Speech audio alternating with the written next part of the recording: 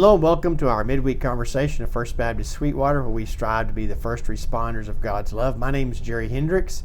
I'm the interim pastor here, and this is my last podcast episode with T. Hamilton, my associate and next pastor of First Baptist Sweetwater. Man, we've been talking about it a long time, but yes, we have. That's very depressing. That is not depressing. We're just moving on, Teak.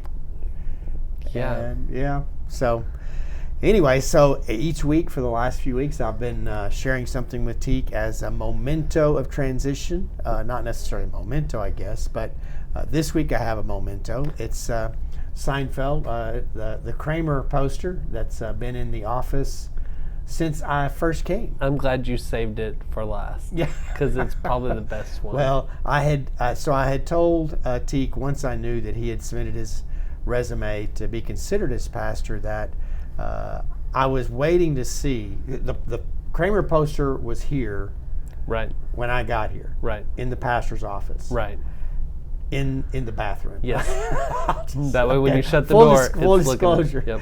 So I had determined that if the church called someone else to be pastor, I was taking the poster. So the poster stays. I don't even know where it came from. I just know that we hung it in there for when you got there. It'd be waiting you. So I remember taking a picture of it the Sunday that I came. I came and preached a series during Advent, and months or weeks before I ever turned in my resume. And so I am a Seinfeld fanatic. Yes, you are. Seinfeld. And they do have a marathon every once a week now on the Comedy Channel, I believe. Okay. I think it's on Wednesdays, but so I've been catching up on some of my episodes. But that's good. And then also the most important part are the keys to the office. The keys to the kingdom, right here. Does it have the escape hatch key? That's the most important key. I have no idea. Right. Maybe I had not discovered the escape hatch, but anyways. That's your side door. Yeah. Oh, yeah, the outside door. Yeah. Yes, it includes the front door and the back door. Yeah. Just making sure. And the B is not for back door, it's for the front door, actually. Oh, okay. That makes perfect sense. Yeah, so you kind of have to reverse that. Good. Anyways. Well, our last episode. I don't know how we recover after the Kramer picture. Yeah. I don't know. At least we're not having to look at it. So, but I can see it out of my peripheral. It does draw your eyes, though. Hey, so I did want to share some things from Sunday that I didn't get to, which was basically all the notes that I put in the program. Yes. It was a long message, and I knew that I'd gotten to the point where I wasn't going to be able to cover some of this stuff. So I want to cover it right quick, if that's all right. Most definitely. Okay. Because I do have one question for you. Okay, all right. I know that's one of your favorite passages. And I know you write in your Bible when you cover a passage. Right. How many times has that been covered? I really don't know. I was guessing at least 4. No, I don't think it was 4. Okay. The reason I use that is I think it's verse 10 that says that Jesus came to seek and to save the lost. Mm-hmm. And so when I talk about the mission, because I think our culture in business and organizations, we're familiar with mission and mission statements.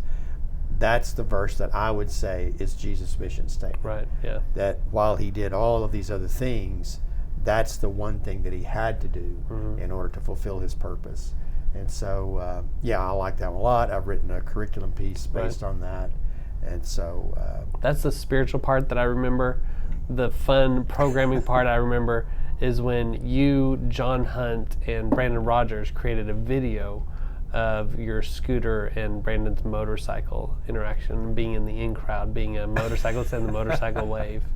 Yes. That's what I remember. I think we still have that somewhere on DVD form. I hope so, because it was great. Anyways, but good times.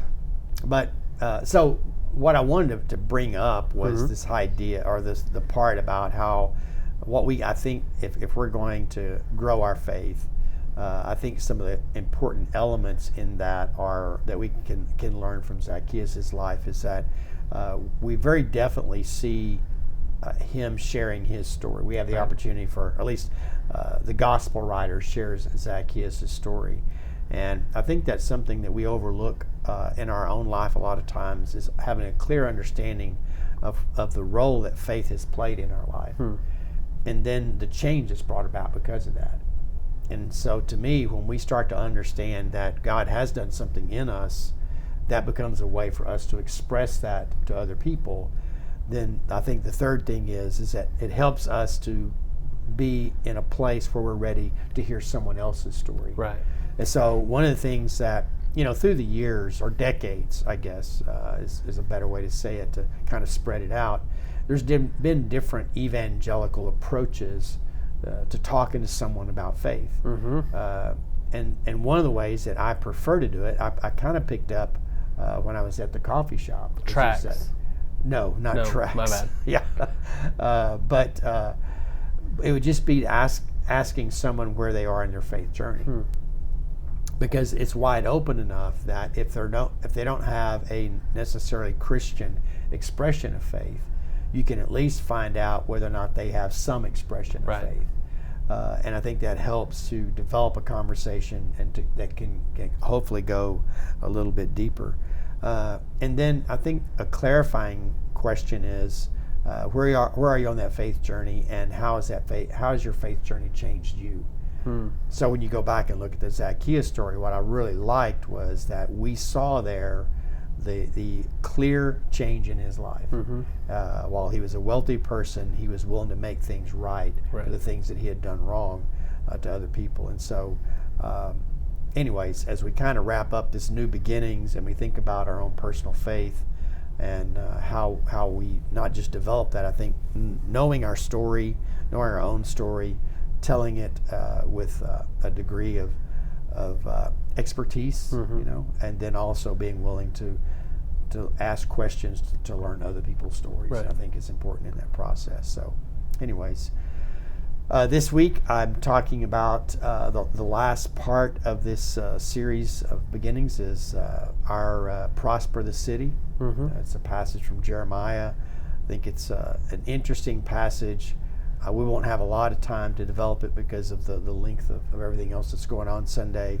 But it's just a good reminder for us that we need to embrace where we are, and to make every effort to prosper the city, to go ahead and plant ourselves in a community and to do everything we can to see it grow and develop. And there's a lot of positive things that I think are going on in our community right now, in our schools and in our community, and businesses developing, and also houses coming to town. So anyways, that's where I'm headed this last Sunday, and then it'll be your turn on September the 10th. I really feel like, just like the final episode, a season finale is usually a 2-hour event. I feel like it's okay if you go a little longer, since we do have baptism, communion, we got a lot of stuff going on. Well, it's I don't think that we need to do that. I don't want to break stride. I don't think anyone would complain. It's a holiday. No, I think that they would. They get sleeping the next day. I believe that they would. It is, like you said, we're going to have baptism and communion. Excited about that. That's always a fun Sunday. It's memorable. That's what I like about it. We're very intentional with that to make it a memorable experience. And not for the same reasons that, like, my baptism was memorable, like the heater was out, cricket infestation. We do have crickets, but it's it's hot enough. You don't have to worry about the heater being out. In fact, I don't think the last baptism they even turned the heater on. I think they filled it up and it was pretty warm. Wow. Yeah. So that's how hot it's been lately. Well, and then you're the one that scheduled baptism. No, not baptism, scheduled communion. Sunday. And that was intentional. I had told the deacons that it's one of your favorite parts of worship, and I thought it was a good way to do a sending for you in a way. But then we're going to do it the next week also as opening. So the closing of your ministry here, but then the opening of my ministry here. We're going to do it back to back. And I like your intentionality there. Well, we've done that for a long time. Like, you and I have sat down and said, we never liked the quarterly. And we sat down and said, what are the days that it falls best to do communion? The Sunday after Easter makes perfect sense. At the table Sunday that we do makes perfect sense. So where are those places? It was interesting. Last night I got 2024 calendar a couple of weeks ago. Already? Okay. And so I was going back through my 23 calendar and putting in dates that I need to remember next year. And it's really interesting, still in the rhythm of At the Table and Advent. I did mark Advent because I want to know when Advent is. It's all in December this year. It's all in December next year. Oh. It starts on December 1st. Well, this year we have the dead week between Thanksgiving and Advent. Right. Rarely do you have that. Normally it's the Sunday after Thanksgiving Advent starts, but not this year. Yeah, in 24, it's Thanksgiving is about as late as it can be. Right. And so, but yeah, anyways, it was fun getting all those dates in there. Of course, I like doing that, but it was interesting not being in the rhythm that I've been in for the last 8.5 years. So I saw our friend Ryan Strebeck Friday at Argos, and we were talking about Advent already, of course. And I said, yeah, I opened up the passage to look at it. He said, yeah, it's marked this year. And he got all excited. I was like, yeah, the whole gospel that doesn't talk about the birth. Right. He's like, but you get all the apocalyptic. I was like, yeah, I didn't want my first Advent to be that. So I went away from lectionary for this one time. He was like, all right, I understand that. But he was all excited. So if you want apocalyptic Advent, give Ryan a call. Yeah, it'll be fun. I'm gonna look forward to you developing your kind of your system, your rhythm for the preaching calendar. And I know that that's something you've already done in terms of youth ministry, but it is a bit different. It is. Well, you don't. So for one thing, you don't have the breaks that you do sometime in youth ministry. Right. In terms of those, even with the semesters, not including summer, but just those semesters, you're still kind of filling in. But and during youth ministry, we could do a semester theme. Right. We found out you can't do a summer theme, really, even for preaching, because it's so long. You can't do a semester theme; it doesn't fit. Yeah. And then Easter comes earlier. I think, yes, it does. Ash Wednesday is February 14th. That was the other thing I was thinking about, is that I've only done Ash Wednesday